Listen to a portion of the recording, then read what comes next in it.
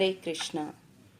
हमारे शास्त्रों में कहा गया है कि एकादशी व्रत का पालन करने से सभी पापों का नाश हो जाता है। माह में 2 एकादशी आती हैं। इन व्रतों का पालन कर भगवान विष्णु की पूजा करनी चाहिए।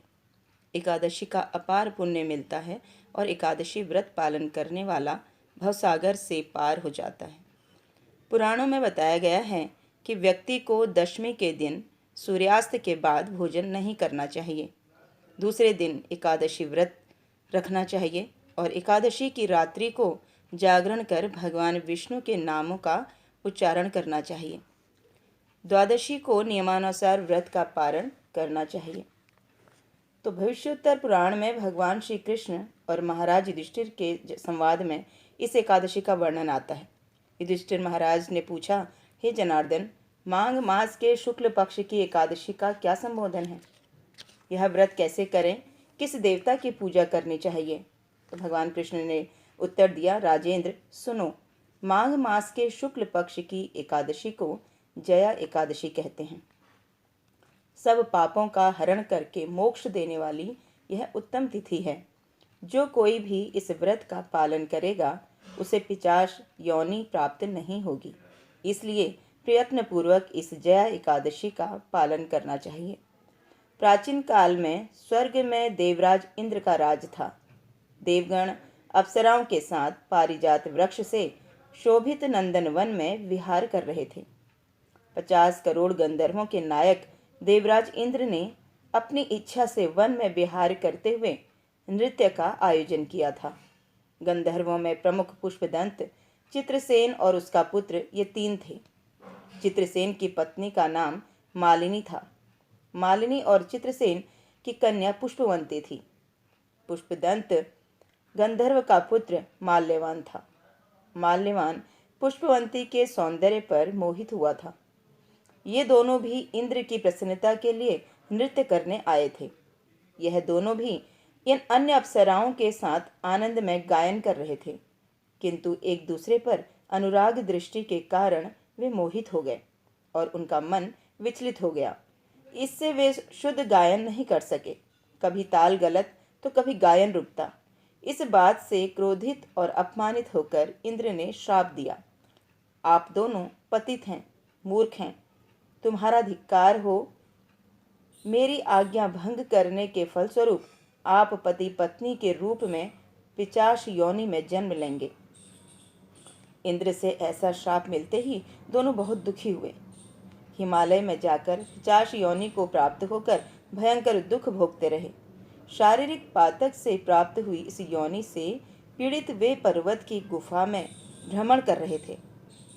एक दिन पिशाच पति ने अपनी पत्नी को पूछा, हमने ऐसा कौन सा पाप किया है जिसके लिए हमें ये योनि मिली? नरक यातनाएं तो दुखदायक हैं, पर पिशाच योनि में भी दुख बहुत भयानक है। इसलिए पूर्ण प्रयत्न से इस पाप से छुटकारा प्राप्त करना चाहिए। दोनों चिंता में मग्न थे, किंतु भगवान की कृपा से उन्हें माघ महीने की एकादशी तिथि प्राप्त हुई। जया नाम से प्रसिद्ध यह तिथि सब तिथियों में उत्तम है। इस तिथि को उन्होंने अन्न ग्रहण नहीं किया, जल ग्रहण नहीं किया, किसी जीव की हत्या नहीं की और कोई फल भी नहीं खाया।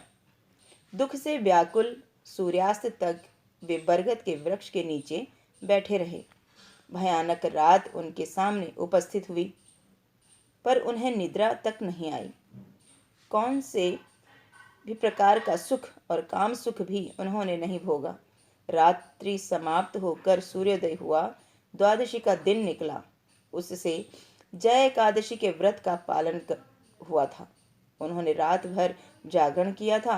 व्रत के प्रभाव से और भगवान विष्णु की शक्ति के कारण दोनों इस योनि से मुक्त होकर अपने पूर्व रूप को प्राप्त हुए। उनके हृदय में फिर से पहले का अनुराग उत्पन्न हुआ। अलंकार से शोभित होकर विमान में विराजमान होकर स्वर्गलोक में गए। देवराज इंद्र के सामने प्रसन्नता पूर्वक जाकर उन्हें सादर प्रणाम किया। उन्हें पूर्व रूप में देखकर इंद्र को आश्चर्य हुआ और उन्होंने पूछा, किस पुण्य के प्रभाव से आप पिशाच योनि से मुक्त हुए? मुझसे श्राप पाकर भी कौन से देवता के आश्रय में श्राप मुक्त हो गए? माल्यवान ने कहा, हे स्वामी, भगवान वासुदेव की कृपा से तथा जया एकादशी के व्रत से हम पिशाच योनि से मुक्त हुए। देवराज इंद्र ने कहा, अब मेरे कहे अनुसार आप दोनों सुधापान कीजिए। जो लोग भगवान वासुदेव की शरण लेते हैं और एकादशी का पालन करते हैं, वह हमें भी पूजनीय है। भगवान श्री कृष्ण ने कहा, हे राजन, इसलिए एकादशी का व्रत करना चाहिए।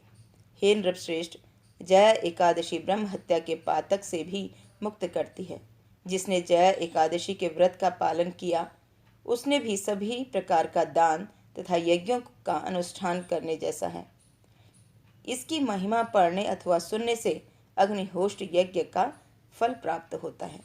तो सभी व्रतों में एकादशी व्रत सर्वोत्तम है। एक एकादशी व्रत रखने से हम सभी व्रतों का फल प्राप्त कर सकते हैं। हरे कृष्णा।